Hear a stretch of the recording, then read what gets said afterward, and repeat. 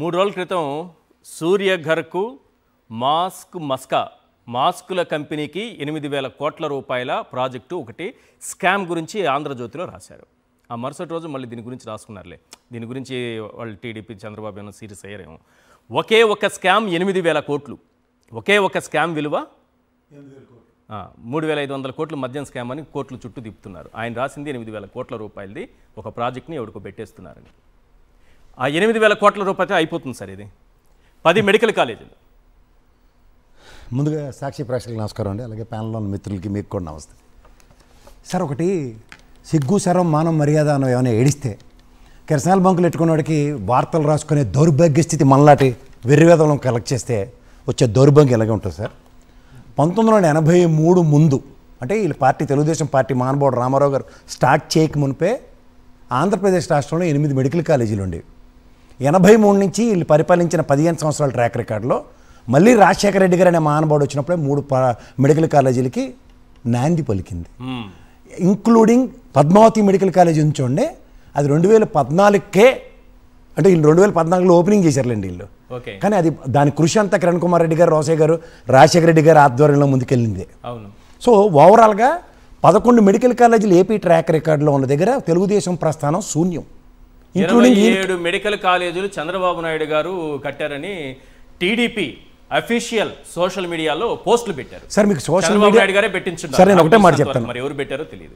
Social మీడియాలో పెట్టే పోస్టులు అందరూ ఒకటి కిరసనాలు అమ్ముకుని, ఇంకోటి పెట్రోల్ బంకులో చెప్పినోడు, మూడోది పౌడర్ డబ్బా వాడు, నాలుగోది ఆ పచ్చల్లోడు చెప్పిన దరిద్రమే తప్ప వాస్తవమైన సోషల్ మీడియా అంటున్నా నేను. సార్ మీకు మళ్ళీ నేను చెప్తున్నాను, 1983 ముందు 8 హాస్పిటళ్ళు, కేజీహెచ్ బిల్డింగ్ తెలుసు కదా, వైజాగ్ ఎగ్జాంపుల్ చెప్తున్నాను. అది బ్రిటిష్ వాళ్ళ బిల్డింగే కదా, వీళ్ళ ప్రస్థానం లేనట్టే కదా. బ్రిటిష్ వాళ్ళ కాలం బిల్డింగ్ అంటే మళ్ళీ ఎక్కడుంది? మరి 27 అంటే మెడికల్ కాలేజీ, కర్నూలు ప్రభుత్వ medical college, Tirupati RIMS, Kadapa RIMS ఎప్పుడొచ్చే? రాజశేఖర రెడ్డి గారి ఆయనలోనే. సార్ ఎందుకు సార్ అనవసరంగా టైం వేస్ట్? ఒక్కటి మాట చెప్తాను సార్. మా పాసం యాదగిరి గారు, వారు గురుగారు, జర్నలిస్ట్ గురుగారు ఉన్నారు, ఒక మాట చెప్పాడు. ప్రభుత్వం అన్న మాట వినబడగానే ఎత్తిపోతల పథకం ప్రవేశపెట్టింది ఎవరంటే తెలుగుదేశం ప్రభుత్వం. ఎందుకంటే నిజాం షుగర్స్ దగ్గర నుంచి ప్రస్థానం చూసుకోండి. ఒక్కటైనా ప్రభుత్వ సంస్థ రియల్ ఎస్టేట్ కాకుండా ఏమైనా అంటే కూడా మా జర్నలిస్ట్ మిత్రుడు సాయి చెప్తున్నాడు, 70,000 కోట్ల ఆస్తులు అన్యాక్రాంతం చేయడానికి తెరలేపబడుతుంది. ఏదైనా రియల్ ఎస్టేట్ వ్యాపారమే. భూమి కనబడితే అది ప్రభుత్వ ఆస్తి అయితే మాకు సంబంధం లేదు. ఇది ఎట్టి పరిస్థితుల్లో ఏదైనా పెట్టడానికి తెలిసి చేస్తున్నారా, తెలియక చేస్తున్నారు. 6,000 కోట్లు ఖర్చు పెట్టలేక 6,000 కోట్లు ప్రాతిపదిక 70,000 కోట్లు ఎట్లే సార్. ప్లీజ్ ఒక్క మాట చెప్తాను జాగ్రత్తగానండి. ఈ 17 మెడికల్ కాలేజీలు ఎప్పుడైతే జగన్మోహన్ రెడ్డి గారు నాంది పలికాడో సెంట్రల్ గవర్నమెంట్కి దిక్కు లేక ఈయనకి అవకాశం ఇచ్చింది. చెప్పనా మీకు? మీరు ఇందాక చెప్పిన ఉపోద్ఘాతంలో 82 కాలేజీలు 14 to 19 టెన్యూర్. అవును. బట్ 19 to 24 టెన్యూర్లో central government is initiated 50 colleges. Okay. Out of which తెలంగాణకి మనకి శాంక్షన్ అనేది దగ్గర 12 కాలేజీలు. ఇందులో 137.9 crores అగ్రిగేట్ను ఒక్కొక్క కాలేజీకి డబ్బులు ఇచ్చే దగ్గర ఆంధ్రప్రదేశ్కి ఒక్కదానికే ఇచ్చింది. నాట్ ఈవెన్ ఫర్ తెలంగాణకు ఒక్కటి కూడా ఇవ్వలే.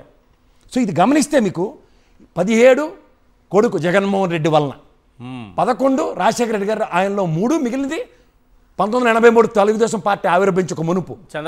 స్థానం లేని వాళ్ళు ఒక ప్రజాస్వామ్యంలో ప్రజాప్రభుత్వం అంటే ప్రజల చేత, ప్రజల వల్ల, ప్రజల కొరకు ఎన్నుకోబడిన ప్రభుత్వంలో ప్రాథమిక కర్తవ్యం విద్య, వైద్య, ఆరోగ్యం.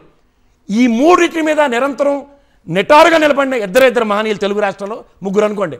వాళ్ళు రామారావు గారు, ఇంకోటేమో రాజశేఖర రెడ్డి గారు, మూడోది జగన్మోహన్ రెడ్డి. వీళ్ళ కడుపు మంటకి వీళ్ళ ప్రస్థానం ఎప్పుడైతే లేదో, ఈ కృష్ణారెడ్డి ఎలక్షన్ ముందు ఒక డిబేట్ ఉంది చూసారా, ఒక కెమెరామెన్ ఎవడో రిలీజ్ చేశాడు బయటకు ఆ వీడియోలో. అప్పుడే కుట్ర బయటపడింది. ఏమని రాసి చెప్పాడు తెలుసా? ఆరోగ్యశ్రీ తీసి దాని మీద ప్లాన్ ఉంది నాకు, నేను ఖచ్చితంగా ఎగ్జిక్యూట్ చేయబోతున్నాను అని ఈ విజనరీ లీడర్ నిజంగా చెప్తున్నాను. ప్రస్థానం ఒక మెడికల్ కాలేజీకి పునాదిరాయని వేస్తే ఈ ప్రస్థానాన్ని గురించి మాట్లాడితే అర్థం ఉంది. ఇది ఇవాళ గవర్నమెంట్ హాస్పిటల్లో ఉన్న ఒకే ఒక దౌర్భాగ్యం క్లీన్లీనెస్. అదర్ దాన్ దట్ దాంట్లో ఉన్న ఎక్విప్మెంట్ ఎక్కడా దొరకదు. మీ కరోనా పాండమిక్ సిచ్యువేషన్లో గవర్నమెంట్ హాస్పిటల్లో బతికి పట్టకట్టిన వాళ్ళు ఎంతమందో, ప్రైవేట్ హాస్పిటల్లో డబ్బులు వదిలించుకుని చచ్చిన వాళ్ళు ఎంతమందో ఒకసారి లెక్క తీయండి. ఆ టర్ములో కూడా ఓ జగన్మోహన్ రెడ్డి అనే ఓ ముఖ్యమంత్రి మన రాష్ట్రాన్ని పరిరక్షించిన ఉదంతాలు అవుతారు చెప్పండి. ఇవన్నీ కొట్టొచ్చినట్టు కనబడుతుంటే వీళ్ళ దగ్గర స్టాటిస్టిక్స్ ఆఫ్టర్ ఆల్ 6,000 ఎంతంటే ఇప్పుడు అలా కావాల్సింది 6,000 చిల్లరండి కోట్లు. అంతే. ఎందుకంటే ఒక 5 కాలేజీలు ఏ విధంగా ఎగ్జిక్యూషన్ వచ్చాయో ఇది చూడమనండి సార్. మన తెలంగాణలో సెక్రటరియట్కి ధీటుగా పులివెందుల హాస్పిటల్, ఆ శిల్పా రవి, ఆ కుర్రాడండి చిన్న పిల్లాడు, ఆ నంద్యాల మెడికల్ కాలేజీకి ఎంత సాగు చచ్చాడో నాకు తెలుసు. తెల్లారు లేస్తే కోట్లమ్మడ తిరుక్కున్నాడు. ఆ కాలేజీ వాళ్ళ ఫంక్షనింగ్కి వచ్చి దగ్గర 500 సీట్లు పైచీలక అడ్మిషన్స్ జరిగాయి. అవి సార్ సత్ఫలితాలు అంటే. ఓ ప్రజాస్వామ్యంలో ప్రజానాయకుడు ప్రజల ఆక్రందనను తీర్చుకోవడం, అది ప్రజాస్వామ్యం అంటే. ఏ కెరసన నమ్ముకున్న వాళ్ళని తీసుకొచ్చే జర్నలిస్ట్ అంటే ఈ డైలీ కూలీలు అంటారు చూడండి, అడ్డా మీద కూలీలు ఉంటారు. ఎవడు ఈరోజు తట్ట ఎత్తమంటే పేడ ఎత్తారు, రేపేమో ఇసుక ఎత్తారు, ఎల్లుండి ఎందులో పడి సామంటే చేస్తారు. వీళ్ళ జర్నలిజం విలువలు విశ్వసనీయత లేకుండా డైలీ ఆర్టిస్టులను పెట్టుకుని నడిపించే కార్యక్రమంలో అసలు రాష్ట్ర ప్రయోజనాలు సార్. మీకు ఇంకోటి చెప్తున్నాను, ఆరోగ్యశ్రీ దరిద్రాంకుడు ఆరోగ్యశ్రీ కూడా ఇన్సూరెన్స్ ప్రీమియం తగలబెడుతున్నారు. ఎక్కడ 25 లక్షలు, ఎక్కడ 25 లక్షలు సదుపాయాలు?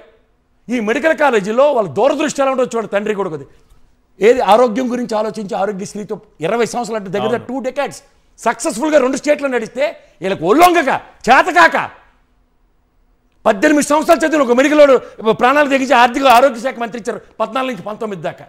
తెలివితేటలు ఉంటాయి విజయనగరం మెడికల్ కాలేజ్ గురించి. మా సుజయ్ రంగారావు గారికి చెప్తున్నాడు, ప్రైవేట్ కాలేజీ పెట్టుకుంటే ఏర్పాట్లు చేస్తారట. ఎందుకు తెలుసా? సీట్లు అమ్ముకోవడానికి.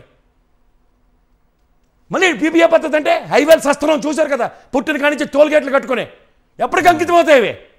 అయినా ప్రభుత్వం ఒక ఆరోగ్యం పట్ల చిత్తశుద్ధి చాటుకుంటూ పరిరక్షించే దగ్గర ఆరోగ్యాన్ని గాలికి వదిలేసి ప్రైవేట్ వాళ్ళు ఏదైనా పెడితే ఎంత సస్తున్నాం అండి. ప్రైవేట్ హాస్పిటల్లో ఇందాక మిత్రుడు చెప్తున్నారు కదా శివ, చాలా బాధేస్తుంది. ఈ కాస్ట్ ఎవరు భరిస్తారు? నేను సంక్షేమాలు చేసి స్థిరపడిపోతున్నావు పక్కన.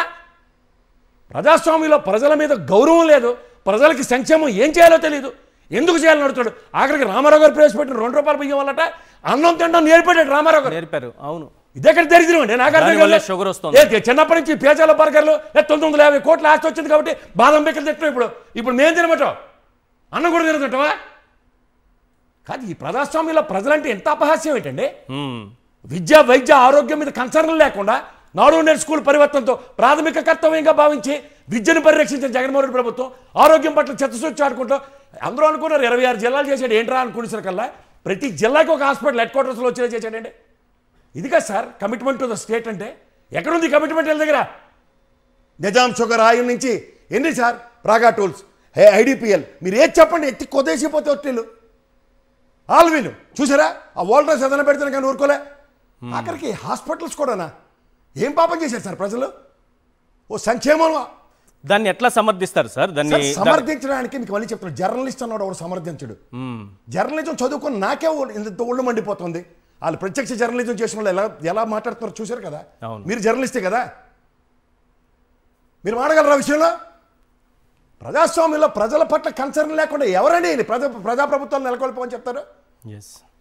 పవన్ కళ్యాణ్ అటువంటి నోరు పడిపోయిందా మాట్లాడలేడు ఇలాంటప్పుడు? ఇదెక్కడండి క్యాబినెట్ నిర్ణయం ఉన్నప్పుడు కనీస అవగాహనతో అరే ప్రజలకు సంబంధించిన విషయం కదా. 17 మెడికల్ కాలేజీలో 5 ప్రైవేట్ గవర్నమెంట్ కాలేజీల్లో 139 కోట్ల దగ్గర కేంద్ర ప్రభుత్వం శాంక్షన్ ఉంటే ఎక్కడి నుంచి మారుతారండి ఇలా? చదువుకోనోడు కూడా ఆలోచిస్తున్నాడు సార్ ఈరోజు, కానీ చదువుకున్న వాళ్ళు ఏమైపోయారు అర్థం కావట్లేదు. ఎవడైనా కార్పొరేట్ వైద్యం గురించి గుండె జల్లుమంటారు సార్.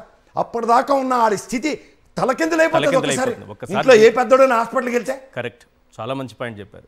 చాలా జీవితాలు నాశనం అయిపోవడానికి కేవలం వైద్యం కోసం ఖర్చు పెట్టి జీవితాలు కోలుకోలేకుండా నాశనం అయిపోయిన కుటుంబం ఎంతమంది? ఎప్పుడు 2005-4లో మహానుభావుడు రాజశేఖర రెడ్డి వచ్చిన తర్వాత కళ్ళు మూసుకుని ప్రాంత ప్రజలు తిరుగుతున్నారు సార్. 2 రాష్ట్రాల్లో 2 డెకేడ్లు సక్సెస్ఫుల్ మాడ్యూల్లో నడుస్తున్న దగ్గర ఒక చిత్తశుద్ధి చాటుకుంటూ ముఖ్యమంత్రి చేసిన దానికి కూడా వీళ్ళకి ఒళ్ళొంగపోతే ఎవరైతే చేస్తారు సార్?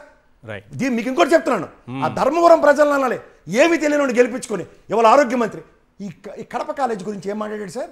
హాస్టల్ సదుపాయాలు లేక ఈ కాలేజీలు ఈసారి వద్దన్నామండి.